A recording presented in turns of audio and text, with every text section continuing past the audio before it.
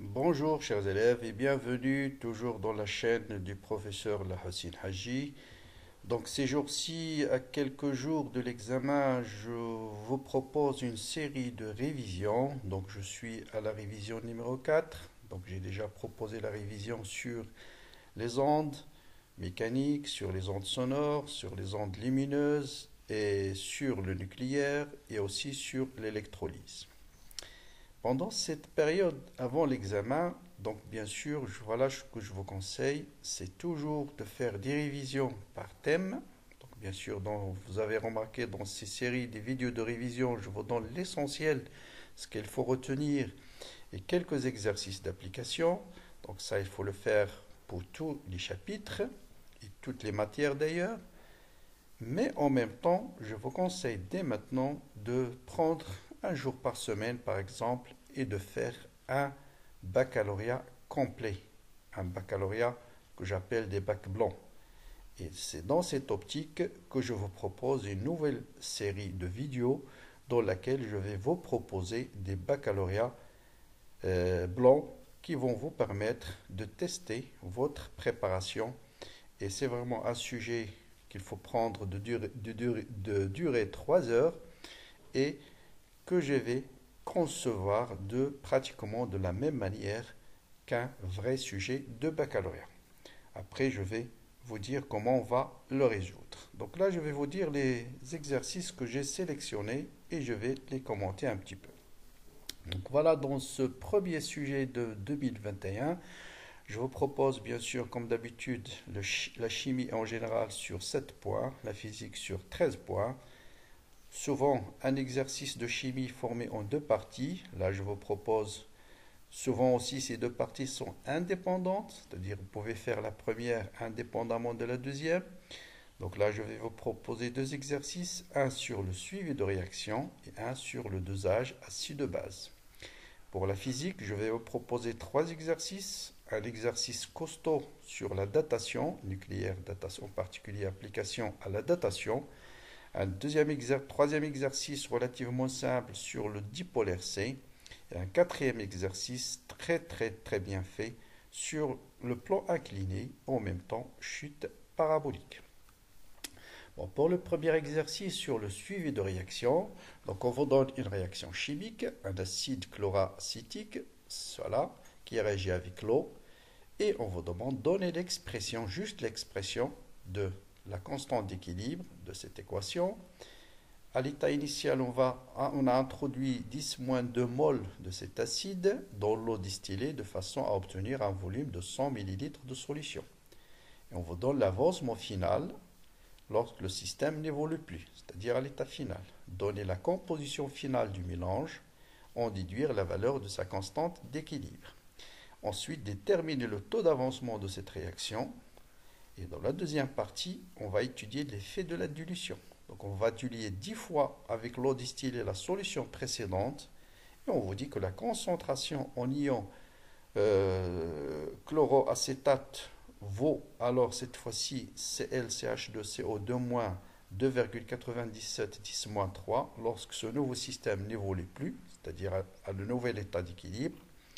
Quel est le volume de la solution 1C préparée?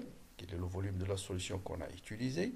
On déduire l'avancement final de cette réaction avec l'eau, de l'acide avec l'eau, et quel est le taux d'avancement final? Que peut-on conclure? C'est-à-dire le but de l'exercice, c'est de voir un peu l'effet de la dilution sur le taux d'avancement de cette réaction chimique. Deuxième exercice, c'est un exercice aussi très très bien de base, hein, qui ressemble à pratiquement tous les exercices sur l'acide base. Donc le but c'est d'étudier une aspirine qui est utilisée. Souvent on vous donne quelques applications, quelques informations, mais ça pratiquement vous le lisez rapidement s'il n'y a pas d'une valeur numérique importante. Là il n'y a pratiquement pas de valeur numérique, donc je peux passer directement à la suite. On vous dit l'étiquette d'un sachet d'aspirine porte la teneur en aspirine 100 mg. Un élève se propose de vérifier cette teneur. Donc on va voir est-ce que c'est vraiment ce sachet, il contient 100 mg d'aspirine. de quoi est formée cette aspirine? C'est un acide de forme AH. Donc pour cela, on va le doser. On va préparer une solution en introduisant l'aspirine contenue dans le sachet dans une fiole jaugée, puis on ajoute de l'eau distillée pour obtenir un volume de 500 millilitres. Bien sûr, on ne va pas tout doser, je vais prendre un volume de 500 qui est de 100 millilitres et on le dose avec une solution de soude NaOH de concentration Cb qui est égale à 1,10 - 2 mol par litre en présence d'un indicateur coloré. Il relève le pH au cours du titrage et il trace la courbe pH en fonction de Vb. Donner la légende du matériel, donc ça c'est absolument à savoir, le schéma du titrage et les noms de chaque élément, écrire l'équation de la réaction acide-base de ce dosage en votant les deux couples, AH- et H2O ou H-, H2O, H-, donc voilà le schéma qu'il faut compléter avec des noms. À l'aide de la courbe de celle-là, de pH en fonction du volume de la base, déterminer le volume à l'équivalence, d'accord, à l'équivalence par la méthode de votre choix. La valeur de VE sera donnée, bon là, à la limite, vous pouvez laisser tomber les incertitudes parce qu'en général, vous n'avez pas l'habitude d'utiliser les incertitudes. Parmi les indicateurs colorés ci-dessous, quel est celui qui convient à ce titrage? Justifiez votre réponse. Ensuite, définir l'équivalence par une phrase et une relation entre les quantités de matière. Déterminer alors la masse expérimentale d'aspirine. Lors de la digestion, bien sûr, et vérifier ce que ces 100 ml qui est écrit sur le sachet est correct ou pas. Enfin, lors de la digestion, le pH de l'estomac, on vous dit il est voisin de 2. Quelle est la forme prédominante du couple aspirine ayant acétate dans l'estomac à cette valeur de pH là? Très bien. Maintenant, je passe à un exercice 2 sur le nucléaire. Très très bien fait. Un peu difficile, mais essayez de le faire. Donc, on vous dit le potassium existe dans la nature sous forme de 3 isotopes. 39, 41 et 40. Seul le potassium 40 se désintègre en donnant deux noyaux selon les proportions suivantes. Vous avez 89% se transforme en calcium et 11% se transforme en argon. Le but de cet exercice est de déterminer la désintégration du noyau potassium 40 dans le corps humain. Ainsi, la datation, donc on va déterminer la datation du roche par la méthode potassium-argon. Donc voilà les données, la masse de l'électron, nombre d'Avogadro, une unité de masse atomique en MeV c carré, T1,5 du potassium, sa masse molaire et la vitesse de la lumière. Donc le potassium dans le corps humain. On vous dit le corps humain est le siège d'environ 7767 désintégrations par seconde. En raison de quoi? De la présence du carbone 14 et du potassium. Donc ce dernier, c'est-à-dire le potassium, c'est le responsable de plus que la moitié des rayonnements en moyen émis par le corps humain, c'est-à-dire 4 mètres de désintégration en une seconde pour une personne qui pèse 70 kg. Première question, écrire l'équation de désintégration du potassium 40 en noyau calcium, en précisant le type de la radioactivité. La figure 4 vous donne le diagramme énergétique de la désintégration précédente. En exploitant ce diagramme, il faut faire très attention, déterminer l'énergie de liaison du potassium 40 et du noyau calcium 40, qui est le noyau le plus stable. Ensuite, déterminer l'énergie libérée de cette désintégration. Calculer la vitesse de l'électron libéré lors de la désintégration, sachant que l'énergie libérée au cours de la désintégration se transforme totalement en énergie cinétique. La masse de potassium existe à un instant T dans le corps d'une personne de masse M0 égale à 2,610-3% de sa masse. Donc, on vous dit que la masse de potassium représente à peu près 2,7 fois 10 puissance moins 3% de sa masse qui est de 70 kg. Calculez alors en joules l'énergie libérée à partir de la masse M en chaque seconde. Bon voilà, deuxième partie, je vais laisser pour la datation pour un autre examen blanc, parce que ça va être très long. Là, on va étudier un dipolaire C alimenté par un courant, une source de courant. Bon, voilà, je vous laisse. Donc, on vous dit l'intensité, c'est 5 10 -1 milliampères. À t égale à 0, on ferme l'interrupteur. Donnez la définition d'un générateur idéal de courant, c'est-à-dire celui-là, exprimé en fonction de C0, I0 et T. La quantité exprimée I, c'est-à-dire le courant en fonction de C0, I0 et T. Le traitement des données permet de tracer la représentation T U0 en fonction de T, donner l'équation latérale de la droite obtenue, en déduire la valeur de C0. On étudie maintenant la charge d'un condensateur à travers la décharge plutôt. Maintenant la charge, c'est toujours la charge, à travers un conducteur ohmique de résistance R. On utilise pour cela un générateur cette fois-ci idéal de force électromotrice E. Le montage utilisé est schématisé à la page suivante.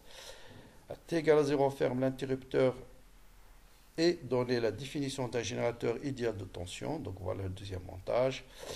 Par analyse dimensionnelle, montrer que RC est homogène à un temps. Le traitement des données permet d'obtenir la courbe 2, déduire de cette courbe taux, calculer la résistance du conducteur ohmique, sachant que C est égal à 1 microfarad, établir l'équation différentielle à laquelle satisfait U, déterminer la valeur de la force électromotrice du générateur, déterminer l'intensité du courant pour T égale à 0, déterminer l'intensité du courant pour T supérieur à 5 taux, avec U en volts et T en secondes, montrer que D de U sur D de T est égal à 10 puissance 4, facteur de 5 moins U.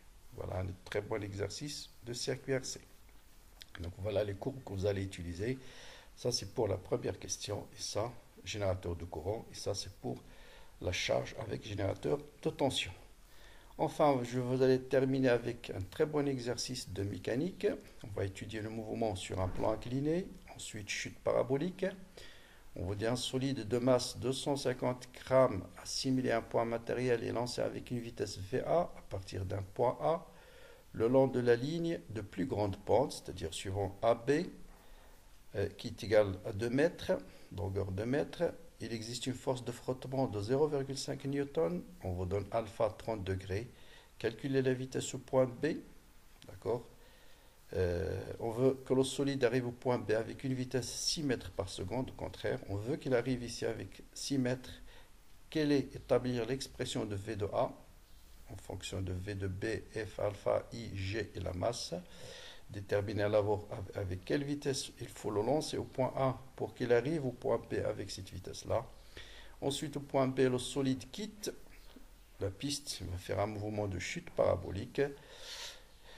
D'accord. Établir l'équation horaire classique, déterminer l'équation cartésienne, déterminer sa nature, déterminer les coordonnées du sommet de la trajectoire. Cette fois-ci, on veut que voilà, le solide arrive exactement en ce point C. D'accord.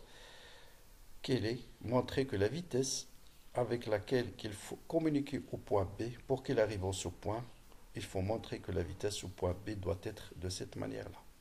Comme indication, tout simplement, pour qu'il arrive au point C, il faut que les coordonnées Y soient égales à OB et Z soient égales à D.